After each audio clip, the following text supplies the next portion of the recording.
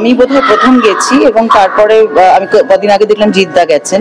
তো দেখো, আমার মনে হয় যে ও তো বাংলা ইন্ডাস্ট্রিকে যে সমস্ত গান দিয়েছে সেটা তো মানে ভাষায় আর নতুন করে বলার কিছু নেই। তো ডেফিনেটলি এটা মানে শিল্পী সত্তার থেকেও আমার মনে হয় সেই সম্মানটা জানানো তো উচিত।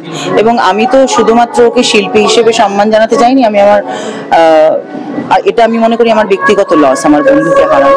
আমি সেই জন্য গেছি এবং আমি অনেকদিন ধরেই ছটফট করছিলাম, যেহেতু আমার কমিটমেন্টস, আমার শোজ, আমার এই রিয়েলিটি শো এর শুটিং, কোনো কিছুর মধ্যে আমি ভাগ পাচ্ছিলাম না। সেটার জন্য আমি নিজেকে মানে ভীষণ মানে কঠিনভাবেই আটকে রেখেছিলাম।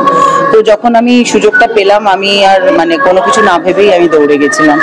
হয়তো একটু দেরি হয়েছে, কিন্তু মানে আমি খুবই হাউতাশ করছিলাম। এবং এখন যারা যাচ্ছেন বা গেছেন, আমি তাদেরকে ধন্যবাদ জানাই, জুবিনের পরিবারের তরফ থেকেও ধন্যবাদ জানাই, ওর বন্ধু হিসেবে ধন্যবাদ জানাই। এবং আমার মনে হয় যে আমাদের বাংলা ইন্ডাস্ট্রির যারা যারা ওর সঙ্গে মানে যাদের সঙ্গে ও কাজ করেছে বা যাদের যাদের সঙ্গে ওর কাজ আছে, তাদের প্রত্যেকেরই একটা ট্রিবিউট জানানো উচিত। Thank you.